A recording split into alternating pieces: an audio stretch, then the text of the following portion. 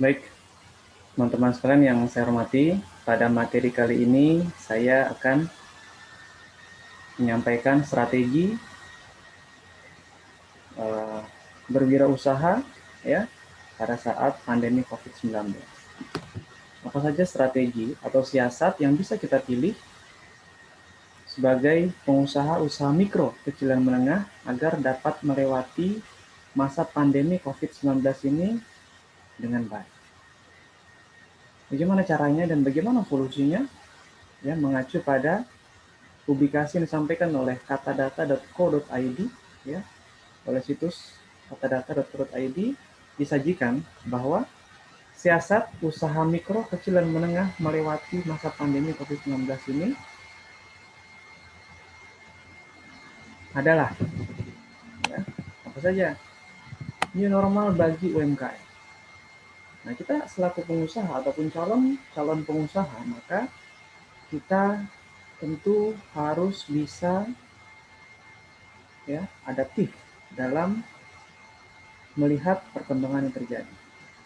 Di mana sini dikatakan 59% usaha mikro, kecil dan menengah ini beralih ke e-commerce. Beralih penjualannya dari yang semula menggunakan sistem konvensional dengan membuka toko secara fisik, ya, dengan menyajikan dan mendisplay produk-produk secara langsung, beralih kepada e-commerce. Ya. Beralih kepada toko online melalui marketplace seperti Bukalapak, Tokopedia, Shopee, ya, Bibi.com, dan seterusnya. Nah, ini tentunya akan memberikan kemudahan dan kecepatan promosi bagi pengusaha dikala pandemi COVID-19 ini. Ya. Sehingga kita tahu bahwa PSBB, ya, kemudian penutupan tempat-tempat wisata, penutupan sekolah, dan keramaian yang lainnya, itu menyebabkan para penjual yang konvensional ya yang menjajakan barang dagangan secara langsung ini mengalami kerugian. Hal ini tentu bisa disiasati melalui penggunaan e-commerce. Nah, jadi kita tentunya juga mencoba ya menjajakan barang dagangan kita, menjajakan jasa yang kita miliki untuk kita tawarkan secara online ya melalui e-commerce. Di mana di sini dikatakan juga bahwa sebanyak 69% telah terjadi lonjakan transaksi secara daring. Transaksi keuangan yang dilakukan itu melalui online.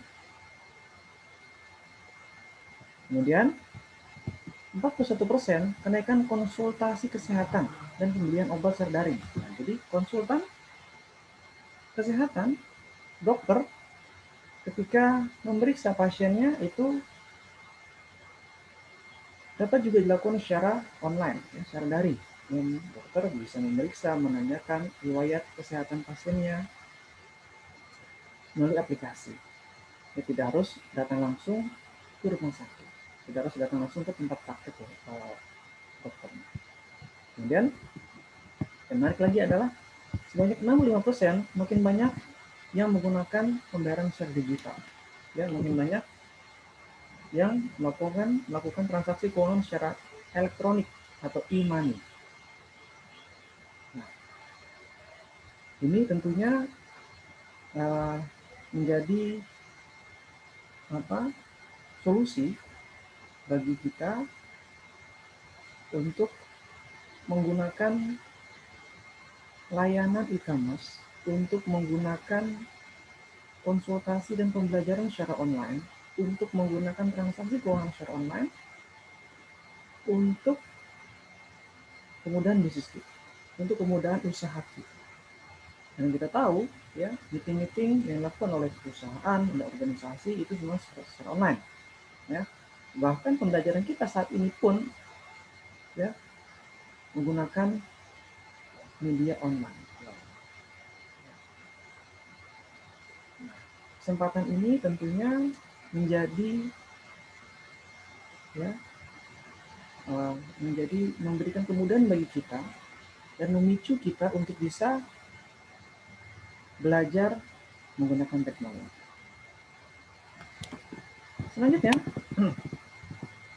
teknologi ubah tantangan menjadi kesempatan.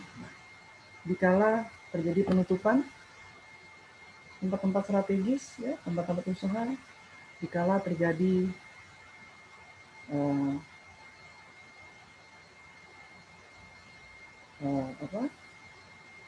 pengurumunan, ya, penghindaran untuk bisa tidak boleh berkerumun di suatu tempat, maka semuanya kerumunan itu beralih secara online.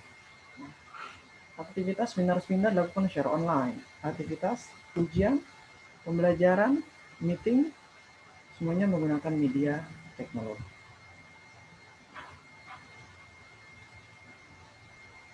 Muncul tantangan ya, pada saat pandemi COVID-19 ini, namun juga akan ada kesempatan. Dalam setiap tantangan akan memiliki kesempatan, opportunity untuk ya mencari celah dari tantangan tersebut, untuk menemukan solusi dari permasalahan tersebut. Di mana perilaku konsumen berubah, ya. UMKM harus memanfaatkan teknologi.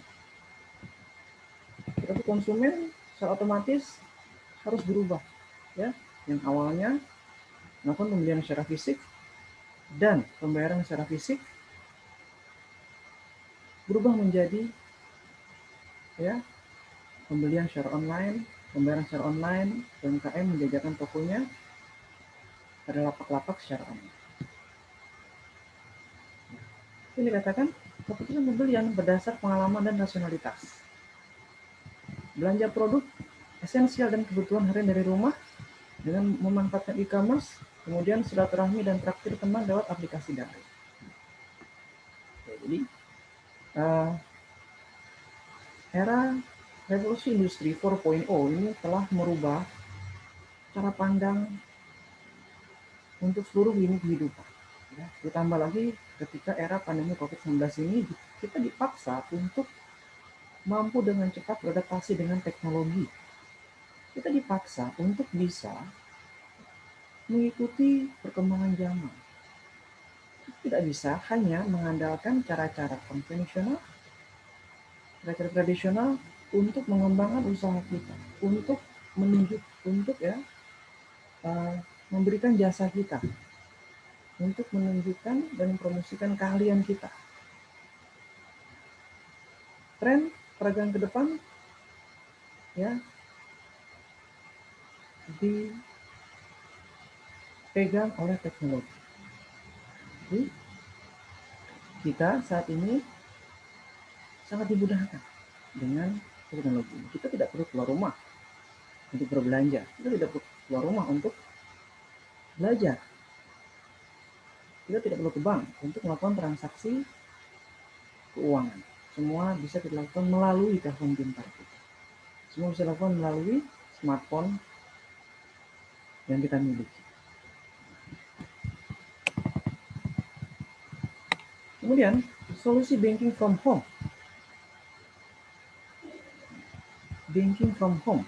Agar bisnis tetap lancar, pilihan layanan perbankan yang praktis untuk kemudahan pengelolaan pribadi dan usaha dalam satu aplikasi ataupun one mobile. Banking from home.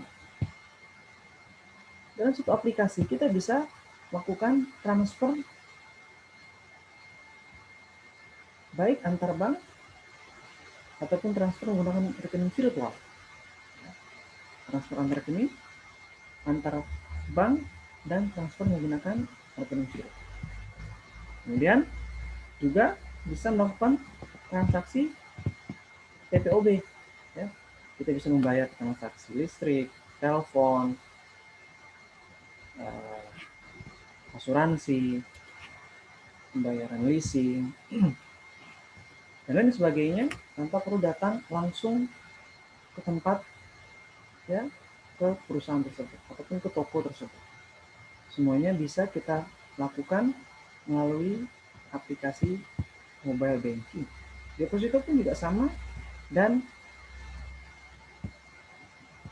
saving ya, tabungan kita bisa kita cek saldonya, mutasi rekeningnya melalui aplikasi MoneyPay. Nah, ini tentunya kembali ya kepada siasat UMKM, siasat kita para pengusaha ataupun calon pengusaha agar bisa berhasil melewati pandemi COVID-19 ini dan tetap memiliki penghasilan.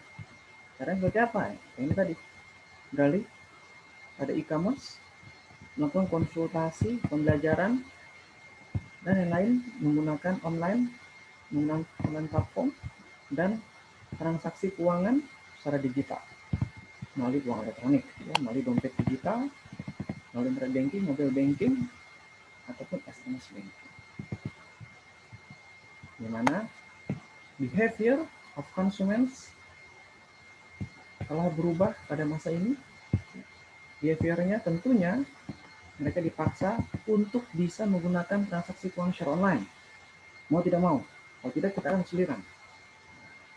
Nah, disitulah hikmahnya, disitulah kesempatannya, disitulah tantangannya. Oke. Kemudian menggunakan lagi mobile apps, mobile aplikasi. Jadi demikian ya teman-teman sekalian, semoga paparan ini bermanfaat untuk kita semua. Terima kasih dan semoga bermanfaat.